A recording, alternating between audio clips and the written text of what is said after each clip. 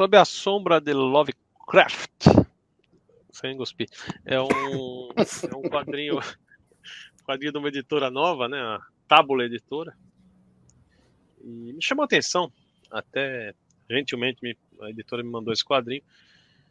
E quando eu vi que era um trabalho nacional, eu admito, não conhecia o autor, fui olhando aqui na internet, ele já tem outros quadrinhos publicados, que é o Bertolt Horn. Eu acredito que ele é paulista, tá? Mas ele é um autor algo recluso, e explica-se aqui no prefácio. Tem um prefácio do próprio autor, também tem um outro prefácio aqui também, só um segundinho, por favor, do Romeu Martins, jornalista, escritor e quadrinista, que coloca umas informações bem interessantes. Meu prefácio bem interessante. E, enfim, o lance é que o Berto, ele sofre de esquizofrenia. Então, ele utiliza a arte como uma válvula de escape, né? Para colocar os sentimentos dele, externar os sentimentos dele. E um dos autores favoritos dele é o Lovecraft. Ele até no comecinho tem um texto do Berto aqui, onde ele coloca um diálogo imaginário dele com esse autor. As influências do Berto são principalmente Sankif, né, conhecido por The Max e também por ter trabalhado em Sandman, e o pintor H.R. Ginger, que é Ginger que fala, o de Alien, né? Não, Que fez Gigi. Gigi? É. Se escreve Ginger, como que fala isso aí? Se escreve Giger. HR. Giger. Na verdade deve ser Geiger, porque ele é suíço, né? Ok, o HR. O HR, ele tem um trabalho muito peculiar lá nos posters que inspiram aí o design de filmes, posters, etc. E sobre Lovecraft, é muito conhecido, um estadunidense que viveu entre 1890 e 1937 e ficou famoso por contos, né, que saíram principalmente em revistas pulps, as famosas revistas baratas, que vendiam bastante. E seu tema principal é o chamado horror cósmico, que é legal porque tem aqueles seres batizados com nomes esquisitíssimos, né? O Cthulhu é o mais facinho de falar, que tem que falar as coisas meio, né? Muito doido. Tem alguns problemas com esse artista também, né? Com esse escritor, ele era racista, monarquista, entre outras coisas, mas fez um trabalho que ao longo das décadas foi descoberto e fez realmente muito sucesso. Para mim, duas releituras do trabalho dele me chamaram muita atenção, que é a primeira temporada de True Detective, com Matthew McConaughey e Woody Harrelson, que é um seriado que tem 3 temporadas. A primeira é excepcional, que tem aí muito a ver com a obra do Lovecraft, a segunda, pelo amor de Deus, e a terceira é boa. E vai vindo a quarta temporada agora. E o Necronomicon do Alan Moore, que saiu aqui pela Panini, que é um quadrinho impressionante. Mas voltando aqui para o alvo em questão, vocês estão vendo uma arte aí na tela. Então, ele adapta 3 contos curtos do Lovecraft de uma maneira muito própria, né? Uma arte que tem um estilo muito próprio, aí, um estilo até algo assustador, assim, né? Como, por exemplo, né, todos os contos cercados sempre por uma atmosfera aterrorizante, uma atmosfera de coisas pútridas, que remete à morte, que remete à deterioração, é a palavra que eu queria falar, e consegui. E isso tem a ver também com a obra do Lovecraft. A gente começa com o conto que tem vem de com a lua. onírico também na arte dele.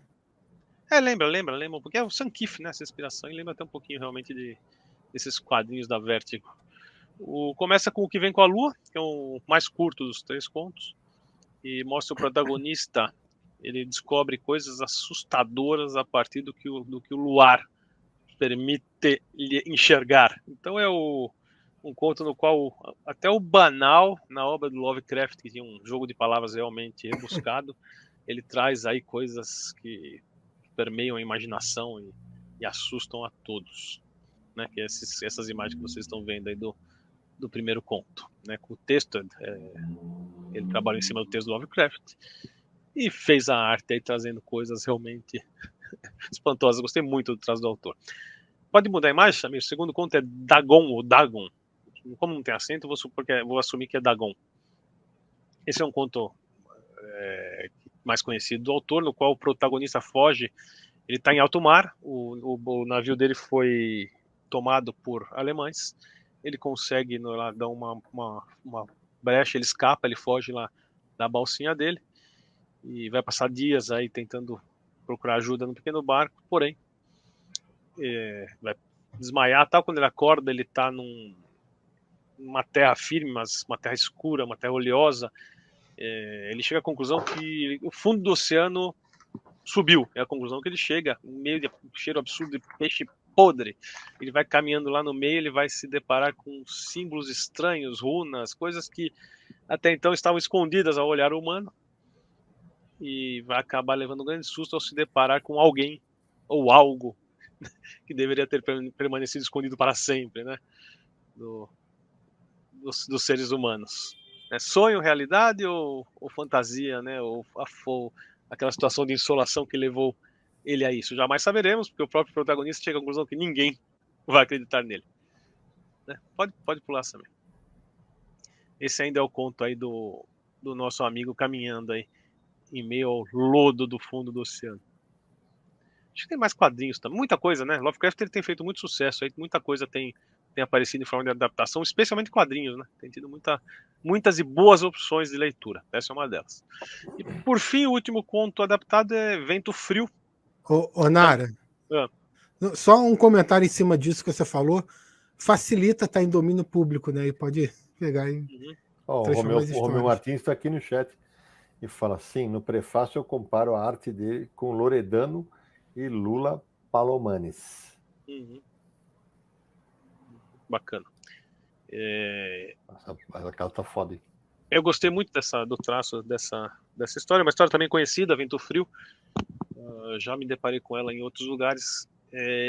Um sujeito se muda como inquilino numa casa antiga, e aquela atmosfera lúgubre daquela casa, ele passa mal, tal, e ele sabe que tem um médico no andar de cima. Ele procura ajuda, ele está tendo um ataque cardíaco, ele é atendido pelo médico. Quando ele entra lá, o lugar é extremamente frio, mantendo uma temperatura muito baixa, e ele consegue uma relação de amizade com o morador, que é esse médico bigodudo que vai aparecer, e fica sabendo que aquilo lá é a única maneira que o médico encontrou para manter-se vivo.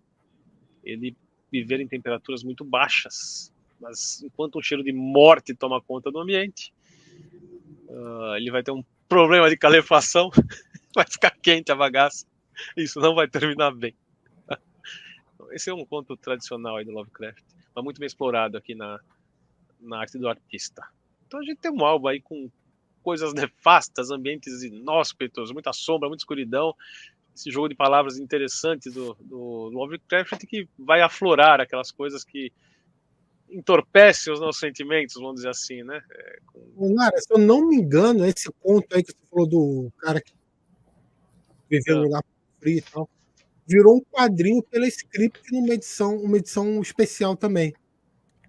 Ar Frio, acho que é o nome. Então, assim, o autor, acho que ele conseguiu cumprir muito bem a proposta, um estilo próprio, né, com essa coisa que ele conta aí da esquizofrenia dele. Então ele traz coisas de si, acrescenta aí na obra do Lovecraft. Ele conta que ele faz isso por meio de caneta esferográfica, pincel, nanquim e giz, né? Então consegue aí trazer algo próprio, algo interessante. Multimaterial, multimídia. Isso. A arte é isso, né? A arte se desdobra em cima de arte, né? E permeia aí os nossos sentimentos. A Tábula é uma editora nova.